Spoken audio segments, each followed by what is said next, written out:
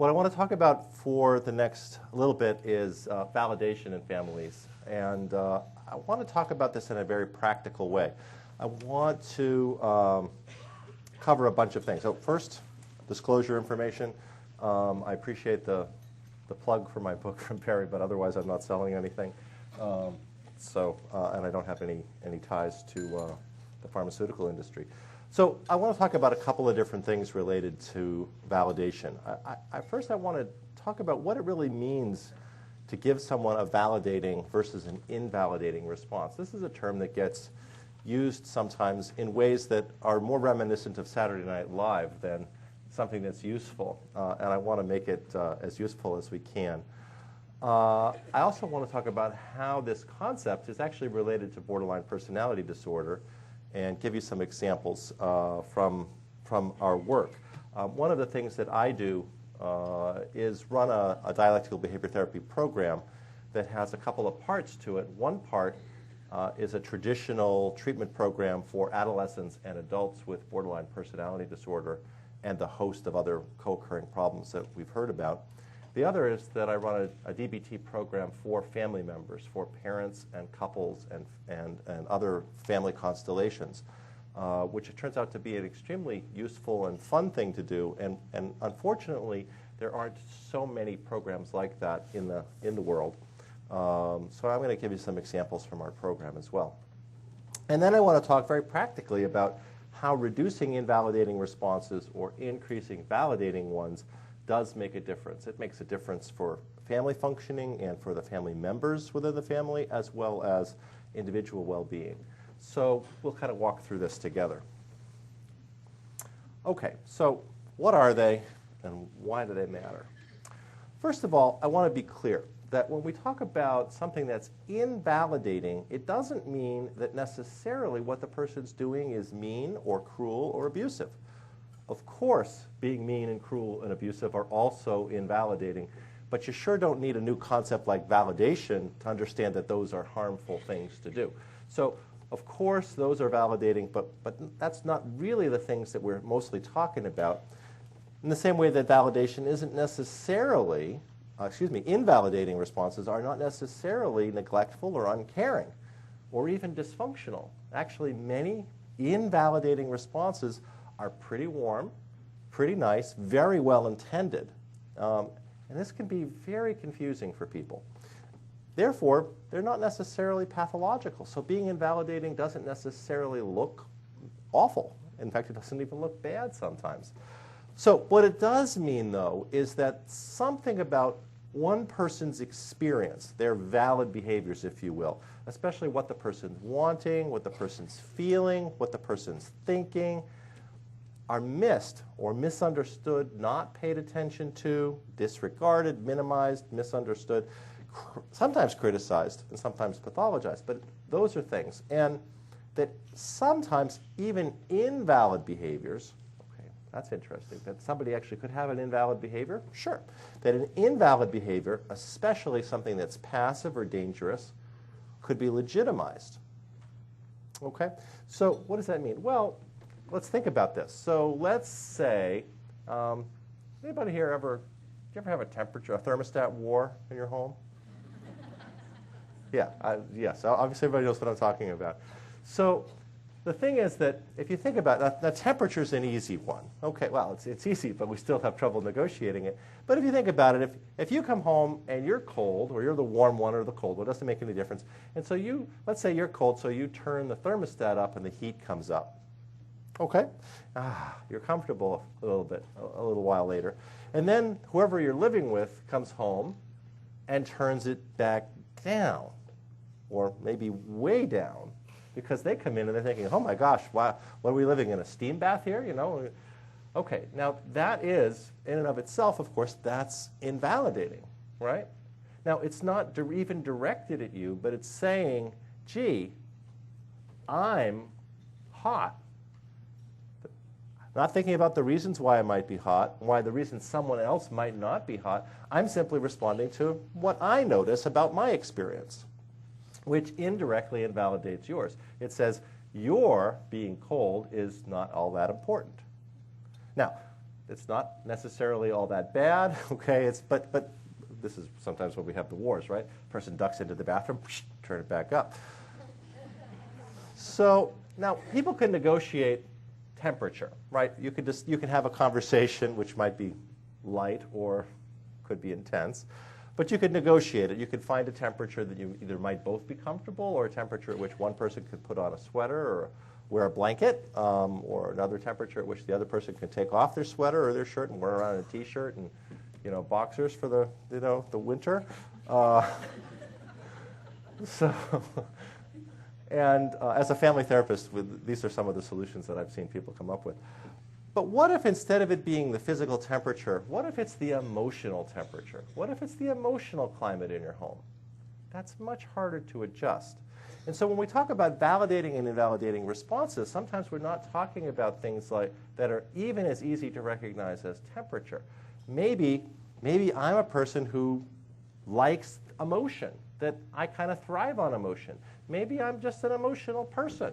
A lot of people like that, but maybe you're not an emotional person. Maybe emotions make you uncomfortable and you don't like that. So when I come home from an ordinary day at school or at work, I have a lot to say. And not only do I have a lot to say, but I have a very enthusiastic way of saying it. Okay? Maybe. So the reality is that could put a lot of pressure on you if you're a less emotional, more staid kind of person. Notice here there's nothing wrong with either of these relative extremes. They're just differences in the same way that people might like the temperature to be 75 in your house, or might like it to be 62 in your house, right? Or 58, like it is in my house sometimes. So does this make sense? So if I'm the emotional one, you could kind of start to cringe when there's Alan. He's having one of those days, where he's got a lot to say and a lot of intense ways of saying it. You could just kind of cringe. You could actually kind of hear me coming through the door and kind of, I'm just not in the mood for this, and kind of avoid me. Now that avoiding me, those subtle responses to me, that trying to kind of calm me down, when in fact I've just got an ordinary amount of enthusiasm, maybe a lot for somebody who's soon to be 50, but nevertheless, we accept it better in 3-year-olds, don't we? That's a kind of a shame, but that's another story. It's lucky for my 6-year-old though. So what we do is we do subtle things. Now those could be, of course, invalidating responses. Even though you might love me, you might adore me, you might appreciate me, and you might not be able to stand it right now. Okay, so those are situations and responses that we could consider to be invalidating. Now, of course, there's more than that, and we'll talk about how this comes up. The second part here is important too, that invalid behaviors can also be legitimized. That's a way to invalidate somebody too. In other words, let's say, again, take a simple example. Let's say my 6-year-old's trying to tie his shoes, okay, and he's not very good at it. Now at 6, is it reasonable for him to be tying his shoes? Sure. Okay, so now let's say that he starts doing it, and it's difficult for him, but he's doing it. But I say, never mind, and he says, well, this is just too hard. And I say, it is too hard. Let me do it for you. Okay, can you see that? What I'm saying is he's incapable. It's not really valid that he can't be at least trying to tie his shoes. He actually can tie his shoes, but let's say that I can't. Or maybe you wake your adolescent up to go to school, and he or she says, I'm so tired. I had trouble sleeping last night. I can't possibly go to school. And you say, it's so hard when you're tired. Yeah, why don't you just stay home? That's actually, notice that's validating an invalid behavior. It's not valid. Anybody here tired this morning? Okay, you managed to get your sorry butt in here. So, that's part of being a kind of responsible person. We do things even when we're tired, right? That's part of it. So this is what we're talking about, and they're somewhat subtle things, often around emotional experiences and things that we want. You can want something, even though there's no chance you're ever going to get it. Do you ever notice that people say you shouldn't want that? That's kind of invalidating. I could want it and just know that I can't have it. So we're going to talk about some of the subtleties and complexities of this. So when we talk about validating responses, there are actually a whole number of ways that one can validate. So again, imagine when we say validating responses, I prefer that term to validation per se, because validation seems it's like a thing, it's like an edifice.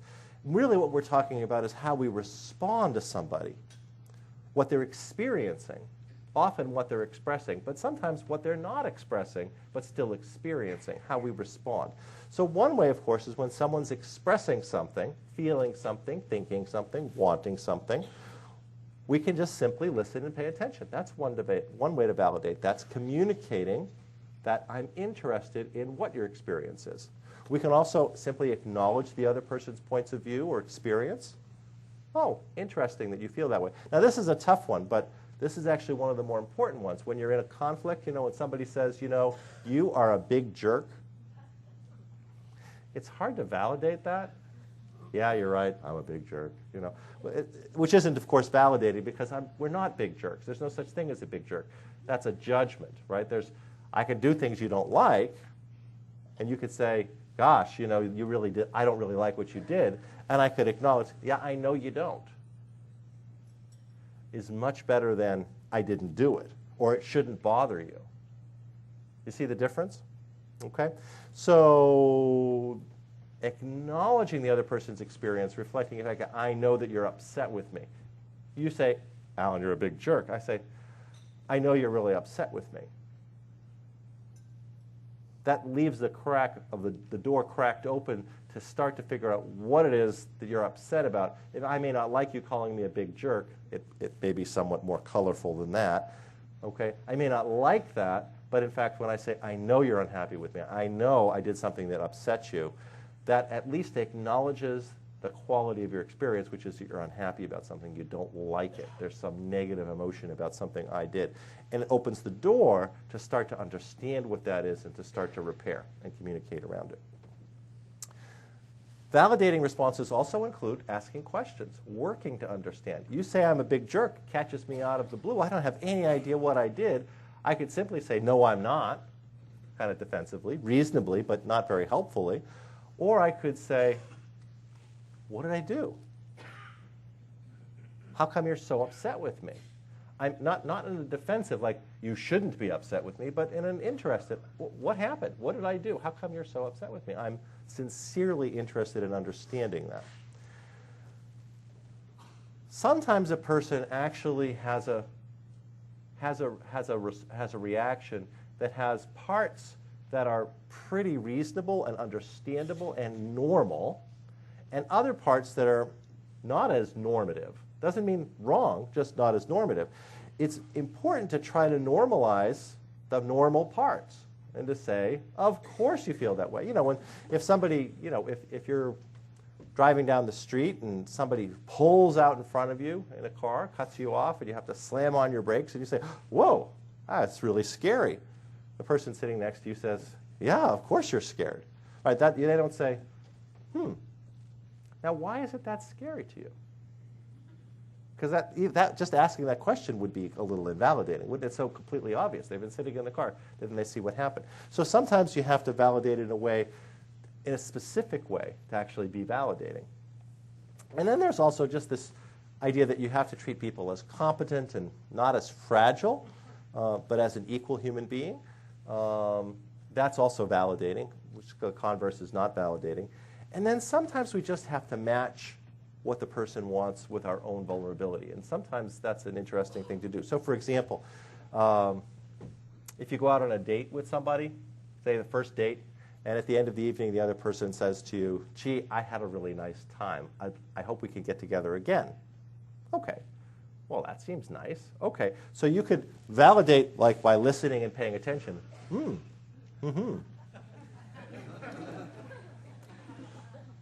Doesn't really work very well. Acknowledging the other person's point of view. Yeah, it did seem like you were having a good time. Well, something about that doesn't work either. How about asking questions? Now, what was it specifically that you enjoyed? Of course you had a good time. You were out with me. These don't quite work. What you really have to say is, me too, right? You have to say something that's like, you had a good time, you want to do it again, me too, I had a nice time too, I'd like to do it too. Now, this is the matching with your own vulnerability. Notice the form of that, I had a good time too. It sounds like I'm disclosing something. It doesn't sound like I'm validating your experience, but really from an important functional perspective, what I'm doing is saying your experience makes sense and is safe in the world to express it.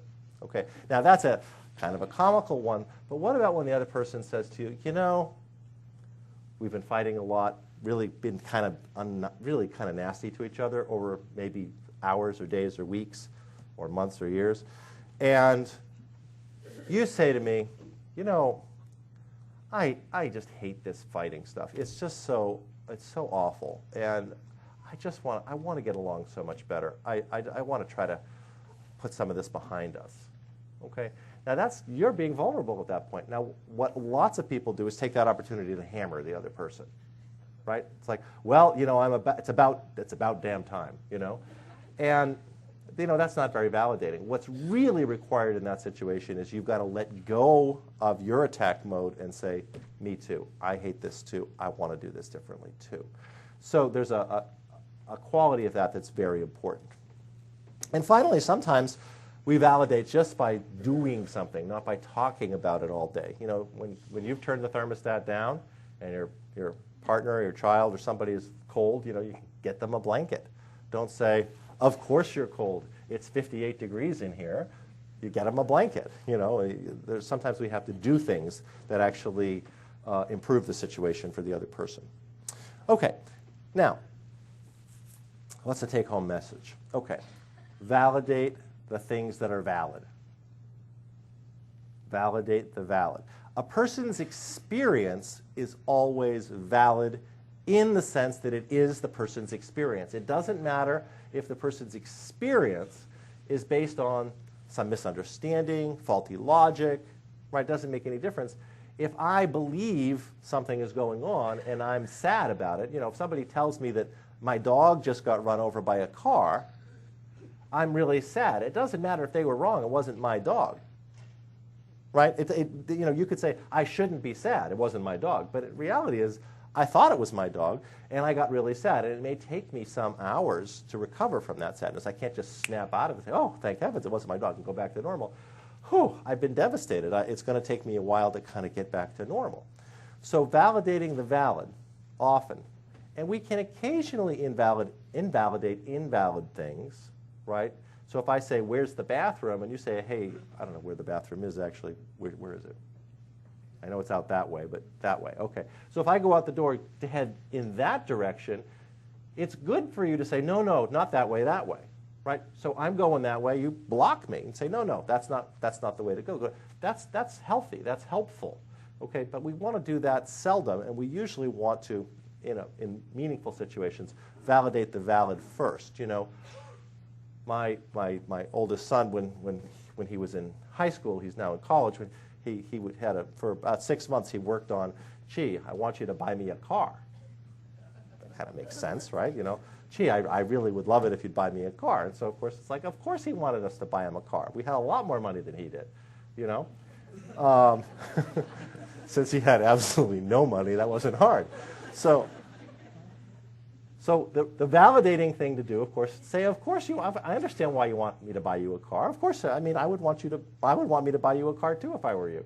No, you can't have a car. So before I say no, before I invalidate the invalid part, you got to validate the valid part. Instead of saying, you know, you selfish little guy, you know, you should, you know, or being critical. I mean, is it reasonable for a 16, 17-year-old to want the parents to buy a car? Of course, to want it. Now, the dialectic here is, of course, that just because the child wants it and it's reasonable to want it doesn't mean the parent has to do it. That's the tricky thing. That's where things get interesting, isn't it? Okay. So now I just want to be careful to highlight, it's very important then to validate the valid a lot, as often as possible. Invalidate invalid things, only invalidate invalid things and seldom. And very, very carefully, don't invalidate the valid or validate the invalid. Okay, did you get all that? Validate the valid, invalidate the invalid, don't validate the invalid, and don't invalidate the valid. And if you got that down, you'll be fine. All right, why does this matter? Okay, here's a little study we did. Now, I have to say, if my grandmother were alive, she would say something like, "You get paid to do this?"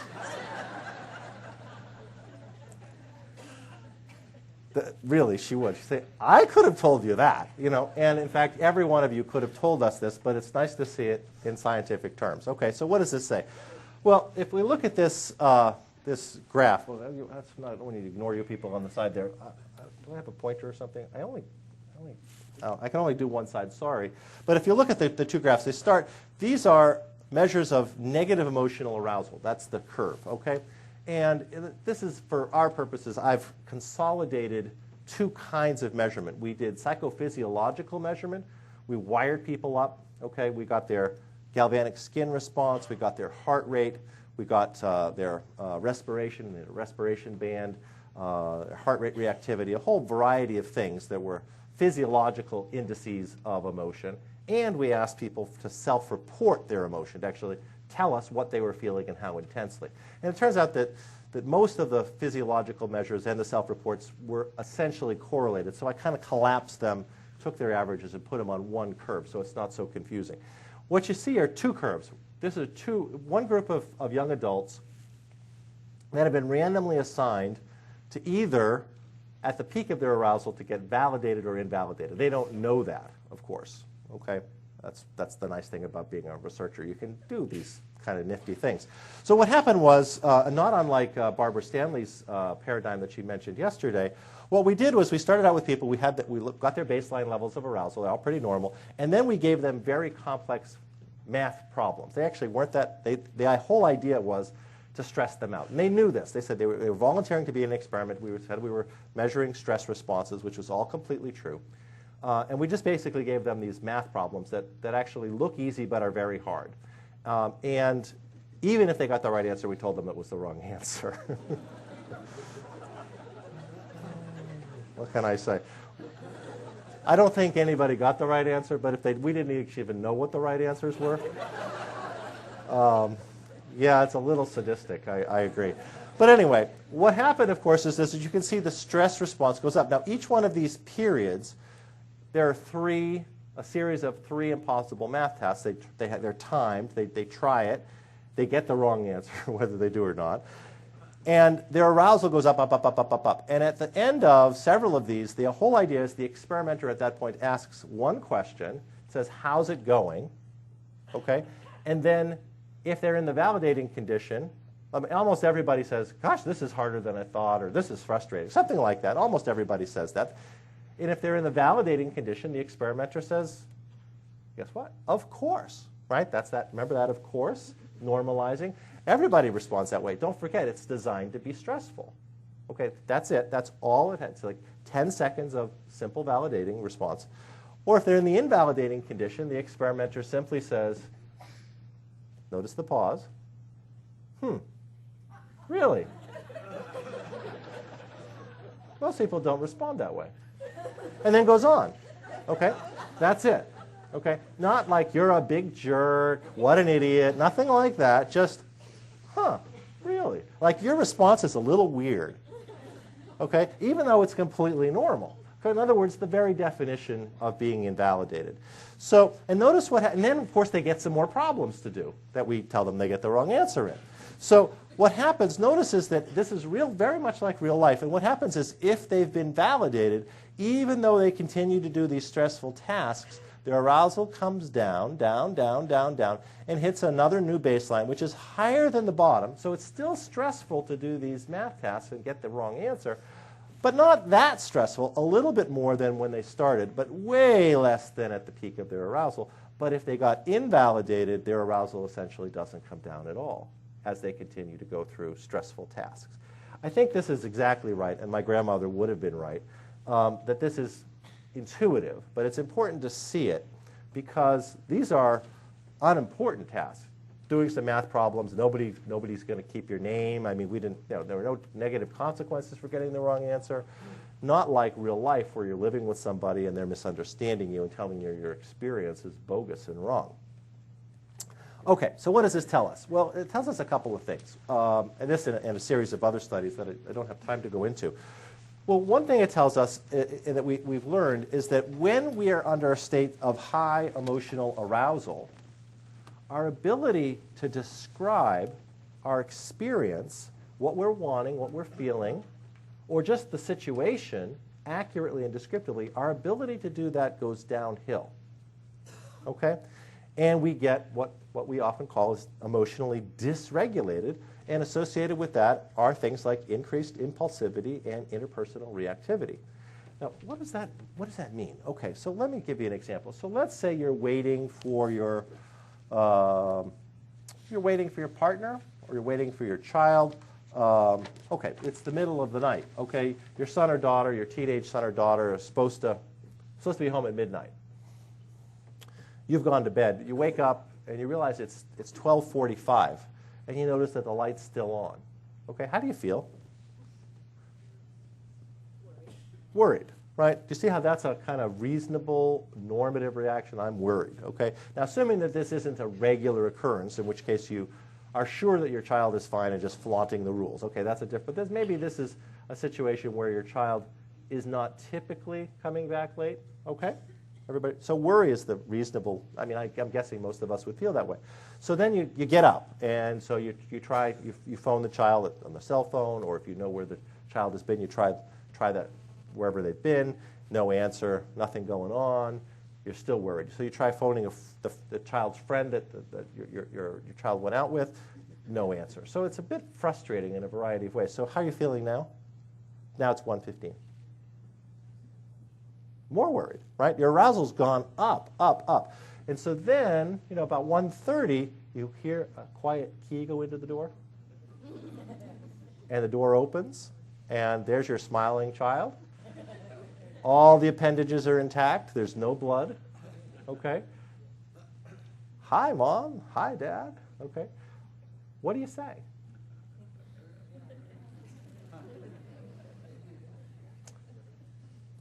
Be honest now, right? It's something like, where have you been? Maybe with some more colorful language.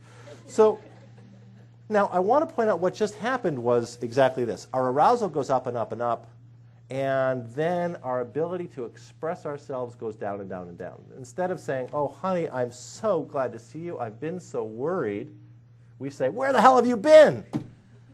Right? It's very hard for the child to then respond with, I love you too. It's extremely difficult to do. Whereas if you were able to say, I was so worried. I couldn't imagine something bad happening. It was so awful. It's much easier for the child to say, oh, I'm so sorry for worrying you. It's much easier, right? It's easier to validate because the expression is accurate. But when it's like, where the hell have you been, you little creep, or worse, it's much harder for the child to say anything like, well, why did I bother coming home to this, and something ensues that's not so pleasant. And so this arousal expression thing is not a trivial one. And so when people have high arousal, their ability to describe their own experience, but also to connect it to the world, goes down. And we've done a bunch of things that actually show that's the case. So, okay, this has some implications. So let's link it back to borderline personality disorder now. Okay, so the essence here of the bigger model is this, that when our arousal is up, our ability to express ourselves descriptively and accurately goes down. And when our expression isn't very accurate, it's very easy to invalidate. Okay? If, let's say I don't want to do something, like it's Friday night and you want to go out to dinner. You don't feel like cooking, I don't feel like cooking. You say, how about we go out to dinner? And I don't tell you that I'm really tired or I don't feel well, and I just kind of I just go, oh, whatever. Then you say, okay, well, let's go. And you're excited because you want to go out to dinner. That's actually, of course, very easy. I want to point out that is invalidating my experience. And there's no way that you could do anything but invalidate my experience. So one of the take-home messages is I want you to not be thinking that every time we invalidate that's a bad thing, that you shouldn't do it, you should know better. Some invalidations are absolutely normative things to do given the circumstance. When the other person isn't accurately expressing, it's easy to invalidate their experience. And our contention is that this actually happens a lot in the development of borderline personality disorder. Okay, so here's the big model. Here's the idea. Okay, let me walk you through it. So start with the green box. The green box says that there's an event. Now, events, for our purposes, they could be big things like being in a car accident or having a boyfriend or girlfriend break up with us. Okay, but mostly, the vast majority of these events are little things. They're little tiny things, the things that happen dozens or hundreds of times a day. So when you go to work and it's a Monday morning and you had something interesting happen over the weekend and you're looking forward to seeing your colleague and telling your colleague about it, and so I say, oh, good morning, and you're busy. You're just on the phone. You know, you've got something to do, and so you kind of wave at me a little bit and walk on to do your thing. How do I feel? Perfectly normal. How do I feel? Disappointed, right? I wanted this much of a reaction from you, and I got this much of a reaction from you, right? And the differential between what I wanted and what I got, by definition, is disappointment. It's in the class of sadness, right? I lost. I didn't get something I wanted. Now, in this case, it's little. Now, okay, that's an event. Well, if I'm a reasonably regulated person, what do I do? I brush it off. Well, the way that I brush, that's right, I brush it off, but I brush it off by doing a number of very healthy psychological things, like saying to myself, I'm disappointed, and accepting my disappointment as normal. In other words, I self-validate, which of course brings my arousal down, just like the graph showed. And then I go to work for a while, and then I try to catch up with you later. Okay? But if I have a lot of vulnerability, if I've got a temperament that means that my reaction is pretty big and very quick, and I can't calm down easily, my arousal goes up, up, up, up, up, okay? That means that I get a big emotional reaction. And then, on top of it, instead of thinking, of course I'm a little disappointed, I really was looking forward to seeing you and you're busy. Instead, I think, you probably don't like me anymore. I'm not very likable. I'm actually kind of a jerk. Or, maybe you're a jerk. You should pay more attention to me. You know, you're my best friend at work, and you don't even have 2 minutes to say good morning to me. You see, I start to do judgmental things. It was wrong for the way you responded, or I'm a bad person for wanting it. Those judgments also jack up the arousal. So notice there are 3 arrows that point to arousal. One of them is the event itself. That creates a certain amount of arousal, but my vulnerability creates a certain amount of arousal, and if I judge you or me in this transaction, that generates even more arousal. Now, this vulnerability is partly temperament, things like just how emotional a person I am. Part of it's just my emotional baseline. Did I get enough sleep last night? Have I had enough to eat? Did I have too much coffee? Am I sick? Okay. Or did I have an argument with my wife before coming to work? Or all those things are different. I got lots of sleep, and I had a nice interaction with my family over breakfast. Those are buffers. Okay, so there's a lot of sources of arousal. But when my arousal goes up and up and up and up, if it gets to a certain point, I'm more likely to express myself inaccurately. And if this confluence of maybe what looks like a small event, but with my own judgments and my high vulnerability, I end up with a lot of arousal, I might do something like come down to your office 2 minutes later and say, how come you treat me this way? Whoa, how do you respond to that? Like, what's wrong with you, right? And you're like, oh my gosh, do you really want to be my best friend? Okay, you're busy with a telephone call, and I'm like, why do you treat me this way? Not such an easy person to be around, right? It's hard. Now, I'm not saying that's not normal. I'm not saying there might not be other reasons for it, but I'm just saying in this relatively simple example, that inaccurate expression, what the expression, an accurate expression would have been, hey, you know, I was so looking forward to seeing you, and you just kind of blew me off. I'm not quite sure why. Were you busy, or are you upset with me? What's going on? Is a lot closer to accurate expression, to which you can say, oh, no, I'm sorry, I was just on the phone. At which point, if I'm a regulated person, I can say, oh, okay, well, I'm sorry to bother you. And then you would probably say, oh, well, what was on your mind? How was your weekend? And everything goes along swimmingly, okay? But if I'm more sensitive, more reactive, have a harder time bringing my arousal down, that inaccurate expression comes out, you invalidate me, even by maybe rolling your eyes, maybe just looking shocked, like what's up with this, which of course then feeds back to increase my arousal some more. Of course, it also creates a specific history between the two of us, which is often the case when we're talking about parents and children or partners. Those specific histories have a lot to do with things. Anybody here ever been in a lousy relationship? I guess Minnesotans have pretty good relationships. Or there's a chronic dishonesty, one or the other. Based on what I know, I think there's chronic dishonesty in this room. Okay, so the reason I ask that is because you might have noticed that in a relationship that we might characterize as not such a good relationship, the other person doesn't have to do much to trigger a big reaction, right?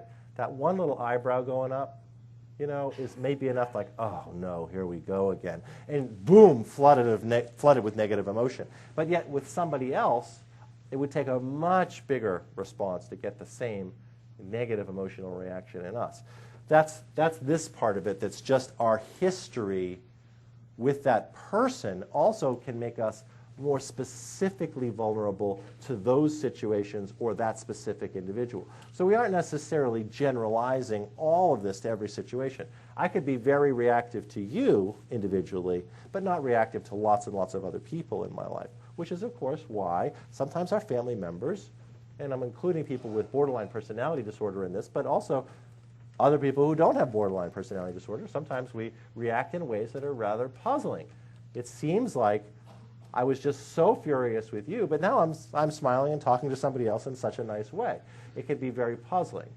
We can start to think that I'm manipulating the situation, but in fact they're just different situations. They call for different responses. When you're in the water, you don't typically try to walk. You usually swim. And when you're on the ground, you don't usually, do you move your arms like this. It's not so strange if you think about it that way. The environment changes. It pulls for different activities. Okay. So decreasing invalidating responses and increasing validating ones ought to make a difference. And this is maybe I'm just going to share just a little bit of some of the studies we've done to show how potent this one very specific thing is in transactions. So one is a pilot study we did with couples, distressed partners in distressed couples. And what I mean by that is that sometimes you can be in a relationship that's not very good, but individually you can feel, okay, I'm doing fine in my life. I'm not depressed. I'm not particularly upset. But oftentimes if you're in a relationship that's not going so well, it also has a deleterious effect on our individual well-being. Some of these couples, by the way, have one or more partners with borderline personality disorder, and some don't. This was not a study where we exclusively took in people with borderline personality disorder, although there's a significant number in here.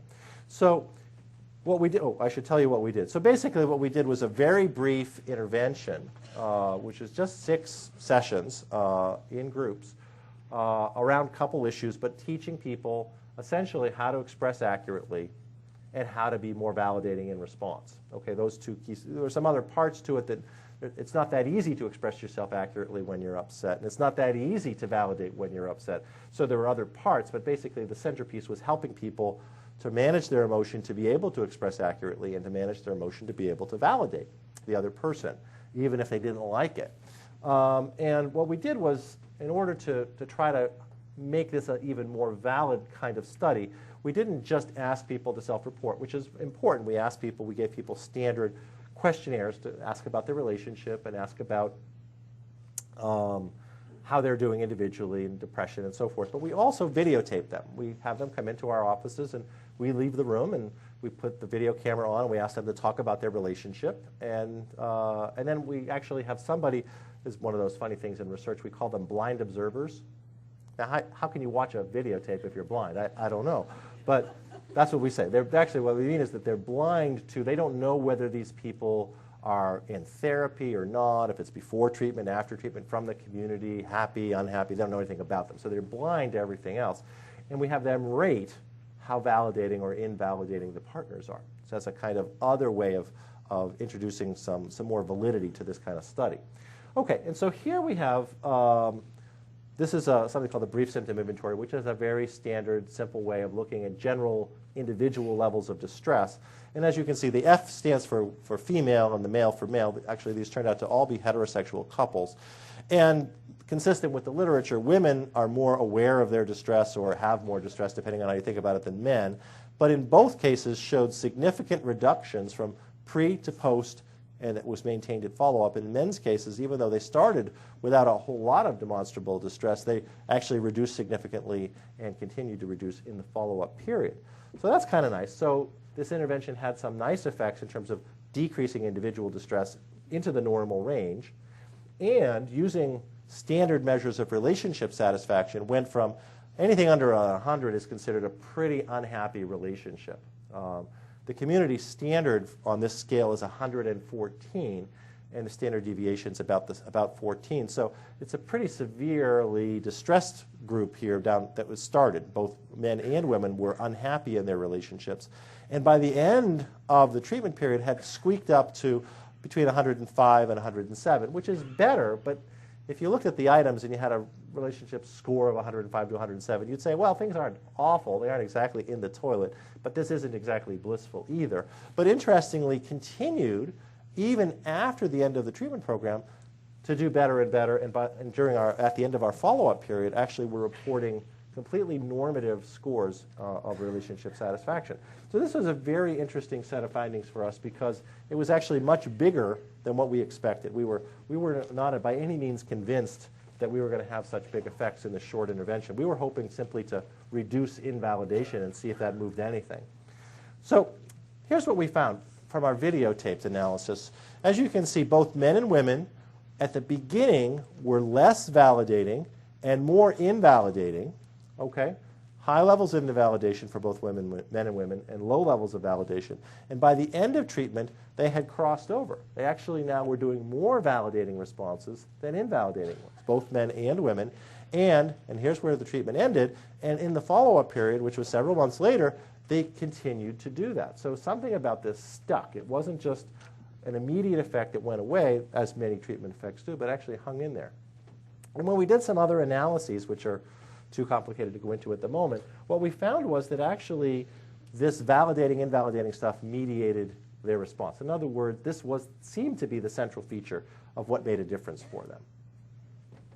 Okay, in a different study, we looked at parents and their adolescent children, and I say approximately BPD because as Alec Miller told us yesterday, this is sometimes you don't get necessarily all five diagnostic, you don't get all five things to get a full diagnosis. But these were kids with three or four or more, certainly had significant borderline features, and their parents. And then we did a matched control group. We took families from the community who weren't reporting distress and whose kids weren't in any way reporting borderline personality disorder kinds of problems. And as you can see, the clinic parents, the yellow, are much less validating and more invalidating than their matched controls. The controls were matched for things like age and family size and so forth. Now, this is not to blame parents, of course. The point is that when somebody is not expressing themselves accurately, it's easier to invalidate. And when you're being invalidated, your arousal goes up and it's harder to express yourself accurately. There is this whole transaction,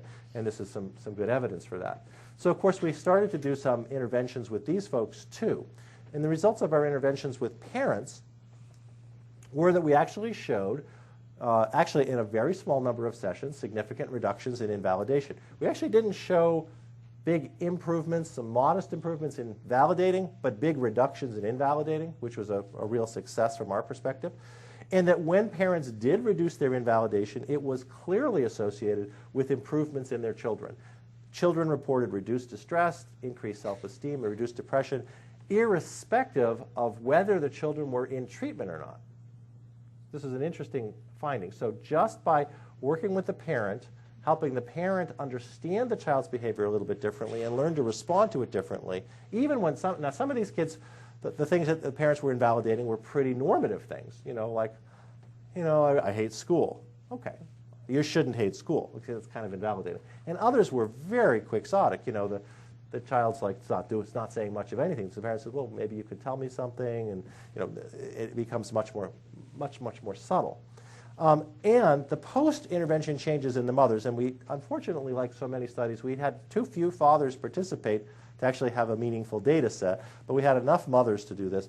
Actually, the mothers reported reduced depression and increased satisfaction in their relationship with their children. So this was very nice. It's not only was this helpful to the kids, it was helpful to the parents. The parents were reporting a lot less distress and burden. Of course, we need to do more research, follow this out with bigger samples and for longer periods of time. Okay, so I just want to kind of close with an example of emotion dysregulation and self-harm, because this is, I think, a common thing that we're faced with. So this is actually a real example. Actually, it's a real example times about 30 or 50 families that we've worked with. But so we have an adolescent daughter in this case, and she's struggling at school. She's harmed herself. She overdosed a few weeks ago, almost killed herself. She's out of hospital, back in school. So she comes home. So I'm going to just give you this from the parent's perspective first. Okay, she comes home in the afternoon, and Dad was home. She came home it's late in the afternoon. Dad's home. He came home. He's actually stopped at the grocery store. He's putting some groceries away. She comes in. The door slams. Big slam on the front door. Her book bag flies across the hallway and knocks over the plant stand, and the pot breaks, okay, that the plant is in. She just says, excuse me, fuck, and then just storms upstairs. Leaves the plant, the dirt's like on the floor, the books are on the floor. She storms upstairs and slams the door. Okay, parents, how do you feel?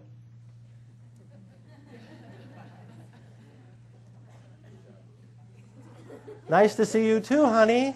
Right? Right? Okay. So, now, what do you think Dad does?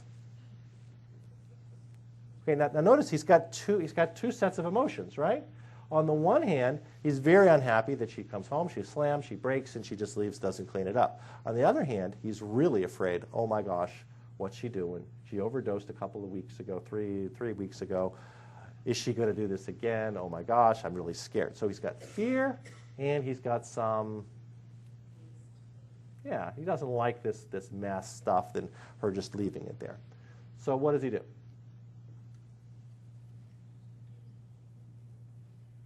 Okay, well, what are the options, right? He can do nothing, which is treating her as fragile. That's a kind of invalidation, right? Like somehow she's not capable of cleaning up the mess, okay? Or he can yell at her, which might be validating around the plant, but might miss something important. She came home pretty unhappy. Something's going on there. So he said, okay, I'm going to try it. So he goes upstairs and he knocks on her door and says, what's going on? And she says, just leave me alone. Are you okay? I told you, just leave me alone. Well, you know, you left a big mess down there. Just leave me alone. Okay? And so he's noticed he's got this conflict. Like, what do I do? Do I push her to clean this up, but I don't want to push her over the edge? Do I just ignore it, but I don't want to treat her like she's got to clean it? So he doesn't know what to do. He's back and forth. He's kind of going crazy in his head, overthinking it. And so he heads downstairs, and it bursts out, well, clean up your damn mess. You know, I'm not your maid. Makes sense. I mean, it's not like the worst thing in the world. Okay. So now, what he doesn't know, of course, is that don't you think, you know? So what he missed out on was that at school, of course, she'd been in hospital. She comes back from hospital, and her friends are treating her like a pariah. And so her two best friends, both sat down at a table at lunchtime where there were only two chairs. Okay, in other words, don't sit with us. And then at the end of school, where they always would meet and then walk home together, the two friends were nowhere to be found. Okay, how did she feel?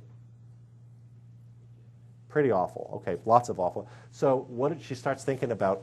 She starts thinking about cutting herself, and she says, okay, but she's in treatment, and so she comes home. She says, okay, I've just got to go. I've got to be by myself, and I've got to manage my emotion. And so she heads upstairs, says, I'm going to do this, and she goes upstairs. She goes to her room with the intention of calming herself down. But Dad's pounding on the door. She's breaking the plant, feeling like a complete incompetent. Dad's pounding on the door some more. Dad's saying she has to pick up this thing. She can't.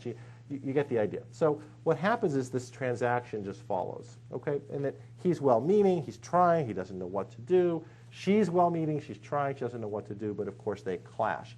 And what he's doing, of course, makes her feel worse. What she's doing makes him feel worse and more scared. His arousal goes up and up and up, and instead of saying, honey, I love you, I'm so worried about you, he says, clean up the damn plant.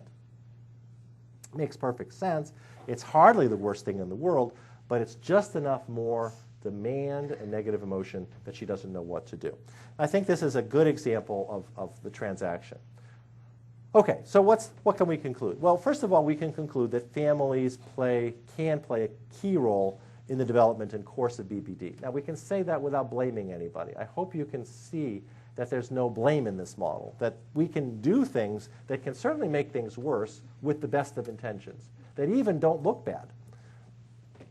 That validating and invalidating responses can be a key part in the process of emotion dysregulation and interpersonal chaos, and that family members suffer a great deal and shouldn't be blamed, but are relevant to treatment and are relevant to relapse prevention.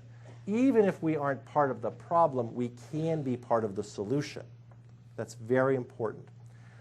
Families have to be, in my opinion, have to be included in treatment for themselves, because it's very difficult to have a loved one who suffers that much. It's very difficult for the person who's suffering, but it's very difficult to love somebody who's suffering, and we need support as well. And their patient relative. Having a family member in treatment has lots of salutary effects, which I don't have time to show, but have some important effects. And of course, we need a lot more longitudinal controlled research. As we've been hearing all weekend, we need more money to do this. And as you heard from Jim Payne, BPD research is way underfunded. So that's what I want to talk about this morning. And okay, there's some collaborators of mine that I appreciate, and thank you.